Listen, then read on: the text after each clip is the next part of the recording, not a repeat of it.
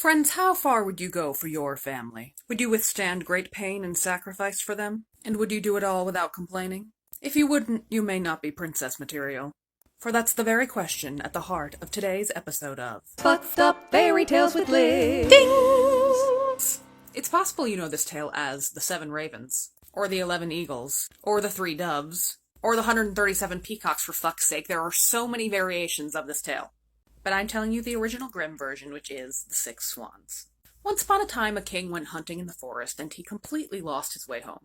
Lucky for him, he met a witch in that forest. Unlucky for him, she was like, "Well, sonny, I'll show you the way, but only on the condition that you marry my daughter when you get home." Now, her daughter was very beautiful. Hey, sailor.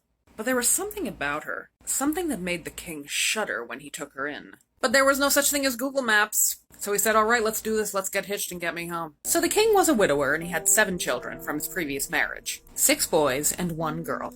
And even after he married the witch's daughter, he was like, "Yeah, I don't trust this bitch." So he hid his 7 children in a castle that was hidden in the middle of a great forest. In fact, even he couldn't find it on his own. He needed the help of a magical ball of yarn. Footnote, I think it's fucking hilarious that the king can't find a goddamn thing, and the story gets lost in the beginning of the tale, and now he's like, "I need some magic yarn to find my children's house." Now, the king loves his children, so he visits them frequently, and of course the new wife gets suspicious. She approaches the servants. "Why is the king leaving me alone every night?" And those assholes folded immediately. They told her literally everything. So she acquired the ball of yarn, and she found the children. She knew a little witchcraft from her mother's teachings. She took 7 magical little shirts with her. When she got there, the king's 6 sons ran out, thinking that it was him. The witch's daughter threw the magical shirts on them. "Yeet, bitches!" And the shirts landed on the boys and transformed them into swans. Now, even though the evil queen had brought 7 magical shirts to this castle hiding the princess and her 6 brothers, once she transformed the 6 boys into swans, she was like, "Nailed it! My work here is done." She left, not knowing that there was a princess she'd missed entirely, who had seen everything. When the king came to visit, the princess told him everything that had happened, showing him the feathers as proof that her brothers had turned into swans and flown away. And he was like, "Oh, my daughter, I can't believe that woman did something so evil." "Really? Because it seems like you're pretty fucking freaked out by her, Dad." "You must come with me, my daughter, so I can protect you." "Ugh, Dad, I love you, but you kind of fucking bombed this one. Let me stay here one more night." The king agrees to let her stay one more night in the castle, and that night, the princess just fucking flees. She takes shelter in a tiny hut she finds with 6 little beds. And at sunset, 6 swans come flying into the hut, and they transform into her brothers. And her brothers are like, "You can't stay here, this is a robber's den, and we can tell you how to save us, but we only have 15 minutes before we turn back into swans, so listen the fuck up."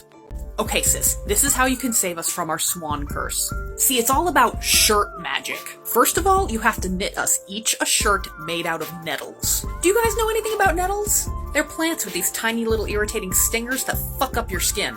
So I assume the princess is like, "Oh my god, that's gonna hurt so much and it's gonna take me ages." "Well, sis, you got 6 years to do it." "Alright, I will." Yeah, here's the thing though.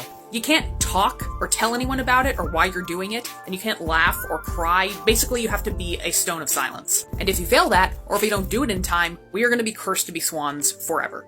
With their 15 minutes up, the boys transform back into swans and they fly away. Cool, I guess I'll just start knitting these sharp plant shirts. I'll hide in that tree where no one will bother me. The princess stays up there in her tree for quite some time, working on these shirts made out of nettles. She doesn't utter a single goddamn sound, just goes about her work. And it's at this time that she's discovered by a young, handsome king who oversees this land she's been hiding in. So this young, handsome king tells his hunters, "Go find out what the deal is with that crazy bitch knitting in a tree." And the king's hunters ask her questions and implore her to come down. But the princess is keeping her vow of silence. "Ugh, these assholes won't leave me alone. I'll throw in my gold necklace, see if that gets them to go away." The hunters keep pestering her, so next she throws down her girdle. "Go away, please." And that doesn't work, so she throws down her garter. "Alright, last straw. Go chase the garter boys." And she keeps up this distracting striptease until she's just in her little shift. It doesn't work. And are we surprised? And the hunters climb the tree finally and force her down and bring her to the young king. "Hey, gorgeous, thanks for the undies. So, what's your deal?" "Still not talking, buddy." The king is so besotted by her beauty, he doesn't care a shit about her mute condition. "Gorgeous, will you marry me?" Your silence counts as a yes! So the king's queen mum isn't too into this marriage, and it's hard to blame her. So my son has married a tree woman who doesn't talk and knits shirts out of plants. But then she decides to sabotage the princess in a pretty fucking dark way. You see, some time has passed, and the king and the princess have had a child. So the queen mum steals the child overnight and smears the princess's mouth with blood. And she accuses the princess of killing and eating her baby. Now, to the king's credit, he stands up for the princess. So the queen does it again with their second child. Babe, I know you didn't do this, but I need you to defend yourself. Yeah, less talking, more knitting. Sorry. So with no proof that she didn't kill and eat her own kids, the princess is sentenced to die in a fire. Now, the day her sentence is to be carried out is the last day of the 6 years she has to finish these shirts and save her brothers. And she is so close to finishing, she's just missing one sleeve on one of the shirts. But the guardsmen drag her to the pyre. You'll get these shirts over my charred dead body. So the princess is tied to the stake, and she's clutching those shirts she's made out of nettles all these years. And miraculously, her brothers seem to have been tracking her, and they appear just before they're about to light the pyre. She throws those nettle shirts onto her brothers. Yeet, bitches! And the shirts land on them, and they transform back into humans. Except for her littlest brother, whose shirt wasn't quite finished. He turns back into a prince, but he's got one arm that remains a wing. Having completed her sentence, she starts talking. Alright, you motherfuckers, it's been 6 years and I have a lot to say. First of all, queen bitch, I didn't kill my babies, I did not eat my babies, you hid them, and you framed me. I haven't been talking because I had to knit these fucking shirts to fix this fucking curse for my brothers who you literally saw transform in front of you. Boom, I'm innocent. I knew you were innocent! And there's only one way to make up for this grievous error. So they burned the old queen to death instead. And everyone else lived happily ever after. The end.